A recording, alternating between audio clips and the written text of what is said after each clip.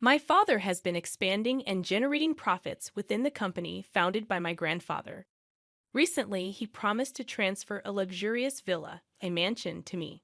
However, I've come to the realization that what's rightfully yours should also be mine as your husband. This mansion is now mine, and I plan to hire you as a housemaid. If you're not on board with that, well, you can always consider divorce. As it turns out, despite the mansion supposedly being in my name, my husband had clandestinely inscribed his own name on the legal papers. Does he genuinely believe that's acceptable? Does he comprehend the potential consequences of such actions?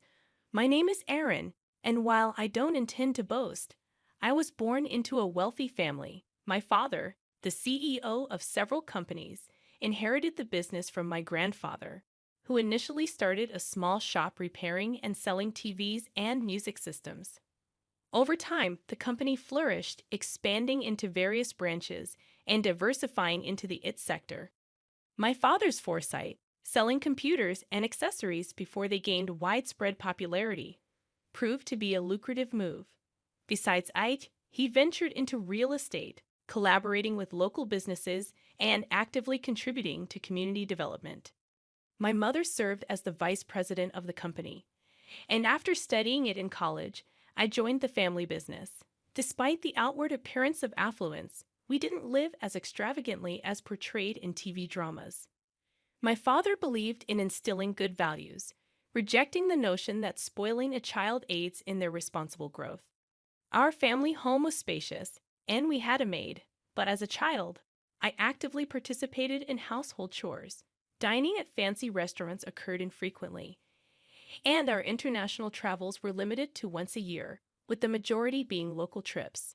My school life seemed quite ordinary, and it would have been challenging for anyone to guess that my family was affluent.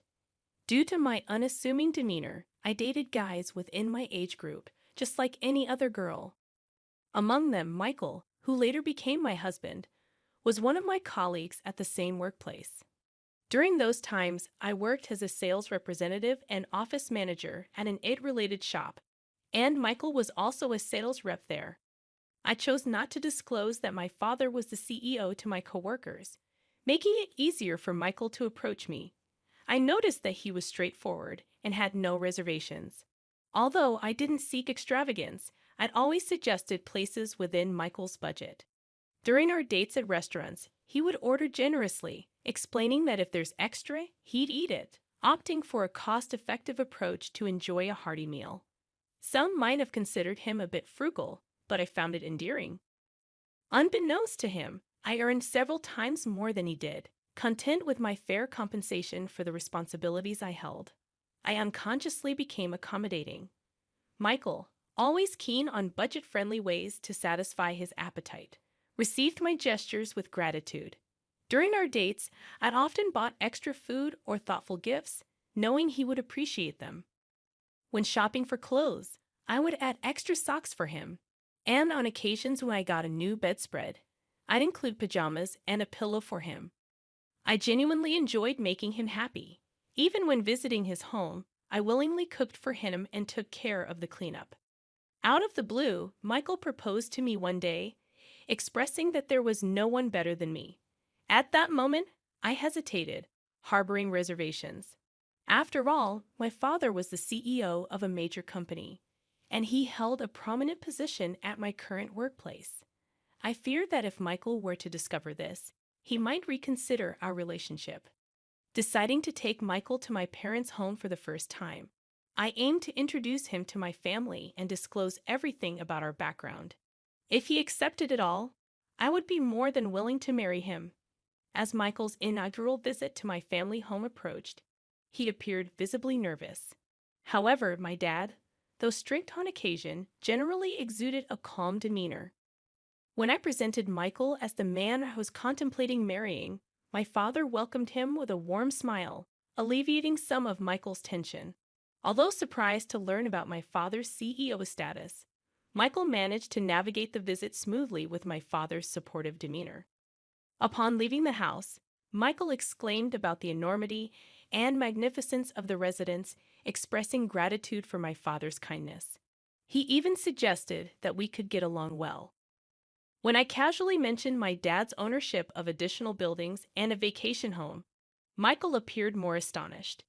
Despite the revelation, he resolved to marry me, the daughter of such a prominent man, and I agreed wholeheartedly. Eventually, we became a married couple. However, something bothered me.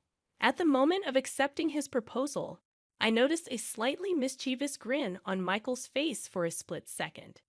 Dismissing it as his quirky way of smiling, I didn't dwell on it, but perhaps had I paid more attention, I could have averted the impending tragedy. As Michael and I moved into a typical, not overly luxurious apartment, he seemed to grasp the significance of my father's status. Yet I never explicitly disclosed my income, maintaining a modest lifestyle. Gradually, Michael's demeanor changed after settling in. While I balanced work and household responsibilities, he started demanding more. One evening, as I prepared dinner, he asked, "What's for dinner tonight?" In response, I informed him that I had prepared his favorite curry rice. However, to my surprise, he appeared dissatisfied as he sat on the sofa. Letting out a sigh, he expressed his desire for something like a prime beef steak once in a while. This caught me off guard, as he had never complained about my cooking before. I pointed out that prime beef was quite expensive, but he clicked his tongue in annoyance, insisting that, considering my father's earnings, indulging in prime beef occasionally should not be a big deal. Reluctantly, I agreed to get prime beef for the next day. Michael smirked, stating that we should be able to enjoy such things normally from now on. While my salary could afford such luxuries, my previous lifestyle had instilled a reluctance to spend so extravagantly. However, to avoid issues early in our marriage, I resigned myself to the decision to actually cook prime beef steak. Unfortunately, Michael's lavish tendencies did not stop there. He frequently requested expensive ingredients for meals and specified upscale restaurants when we went out. His cravings extended beyond food, manifesting in desires for a TV larger than 60 inches and even suggesting we should purchase a massage chair for the sake of relaxation after work. These remarks became more frequent, and I began to feel that it was getting out of hand. I questioned the need for such extravagant items, expressing my concern about the expenses involved. Frustrated, I finally retorted, asking him if he thought we were made of money. I challenged his extravagant lifestyle, stating that living so lavishly was unnecessary. In response, Michael made a displeased face and clicked his tongue again, expressing his discontent. He argued that, as the husband, he contributed to the household expenses and insisted that I should listen to him. However, his statements puzzled me, as his contributions, while appreciated, did not amount to a lavish sum. In fact, I contributed more, a fact I never disclosed to him. Despite my substantial financial input, he made these assertions without hesitation. This change in Michael's behavior left me questioning his mindset. He was not like this before, and I couldn't comprehend why he had changed at that moment. I found myself in a state of confusion, unable to comprehend Michael's recent behavior. In response to his audacious requests, I decided to temporarily appease the situation by telling him, "All right, I'll think about it." Little did I know that the explanation for his bold behavior would become apparent just a few days later. On that particular day, my father summoned me to the office of our shop where I worked, claiming that he had something important to discuss. While Michael was engrossed in his work, my father entered the office and initiated a serious conversation. He expressed uncertainty about how much longer he could continue as the CEO and hinted at the possibility of me taking over in the future. Furthermore, he mentioned transferring the vacation home to me.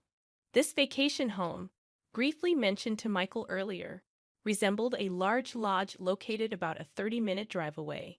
It was a place where my father used to host gatherings with town shop owners, under the guise of meetings. Although such meetings were no longer held, the house was consistently ready to be lived in, maintained by a housekeeper. My father offered me the freedom to use the vacation home however I wanted. This proposition left me torn, as I had no concrete idea of how to utilize such a property.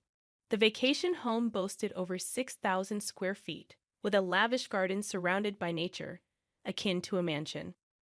Lacking the social connections to host significant parties, I contemplated keeping it as an asset. I conveyed to my father that I would positively consider his proposal but needed more time to make a decision. He assured me there was no rush and left a contract on the desk before departing the shop. Returning home after work, I leaned towards accepting the mansion, intending to give it further thought the next day. However, the following day brought an unexpected turn of events. Upon arriving at work, I discovered that Michael, who typically arrived before me, was absent from the shop. Intrigued, I entered the office only to find him there. Instinctively, I asked, "What are you doing here?" To my surprise, he flashed a document in my face, stating, "I overheard the conversation about the mansion yesterday.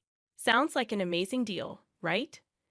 Dumbfounded by Michael's audacious move, I reluctantly signed the document he flaunted, a contract my father had handed me just the day before.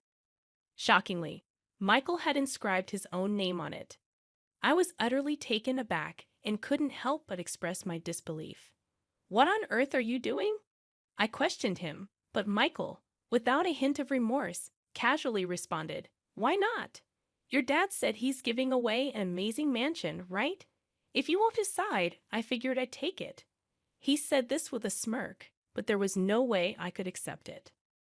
Persistently, I pleaded with him, emphasizing the house's worth of $4 million and my father's intention to give it to me. However, Michael dismissed my concerns with a nonchalant laugh. $4 million? Dan, that's impressive. Think about it. I have the right to this mansion because you're my wife, and I'm your husband, so I have a right to what's yours. Moreover, your dad really likes me. He probably won't have any complaints. So from today, this villa is my house. If you live in a wealthy house, you've got to make use of it. How about I hire you as a maid in this mansion? If you have any complaints, I'll divorce you any time," he confidently declared. It was at that moment when I recalled Michael's past actions and words, and everything finally clicked. He seemingly had no qualms about taking from others, even if it meant practically stealing, without feeling guilty. During our dating days, I'd always showered him with gifts, but he never reciprocated. My giving nature might have corrupted him, leading him to believe that what was mine was automatically his.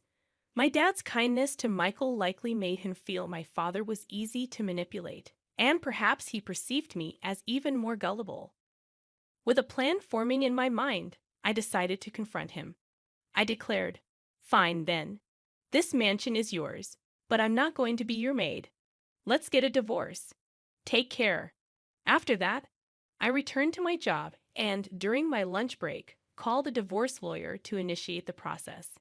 Michael, seemingly unfazed, responded with bravado, claiming he was fine with it and canceling the lease on his current place.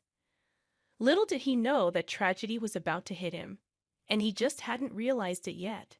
Later, I went back to my parents' place and shared everything with my father. From that point on, everything unfolded according to my plan. A few weeks later, Michael called me in a state of panic, having received an enormous bill. While his shock was understandable, it was only fair, considering the fixed property tax on the $4 million house he had claimed as his own. I casually informed Michael that he should expect to pay around that much for the property tax. However, he appeared utterly clueless, lacking knowledge that paying tax on owned property is common. Normally, my father would have covered the tax if he had received the property, but upon hearing the entire story, my usually calm father was furious. Despite my warnings about my father's strict nature, he declared he can have it if he can afford it, and accepted the property transfer to Michael. To be honest, a part of me wanted Michael to learn a tough lesson, and there was no way he could afford the hefty amount. Frustrated with Michael's persistent pleas, I decided to deliver a final blow. The annual property tax, I revealed, amounted to about $60,000. It dawned on me that Michael always had a mindset of trying to take advantage of his friends, possibly driving them away and leaving him without anyone to teach him common sense. Acknowledging that I may have been a bit unreasonable, I admitted that my once cute perception of Michael had drastically changed.